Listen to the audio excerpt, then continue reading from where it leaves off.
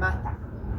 זה השם של היצירה, שעשיתי חודשיים אחרי ה7 לאוקטובר. התקופה הזאת של תחילת המלחמה, כאב לי במיוחד נשים והילדים, גם שפונו, נפצעו, נחטפו. אמא וילדה, לאמא שמתי את הצמיד של החטופים.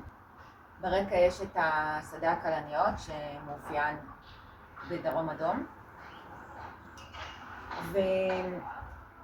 ובעננים יש כל מיני טקסטים שנכתבו בהקשר של השביעי, גם בגלל שכאב לי מה שקורה בעזה,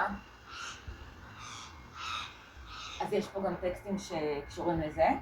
והיצירה הזאת, תרמתי אותה למכירה של זומו. זומו זה מוזיאון נייד שעובר בין קהילות בארץ, מציג תערוכות מתחלפות.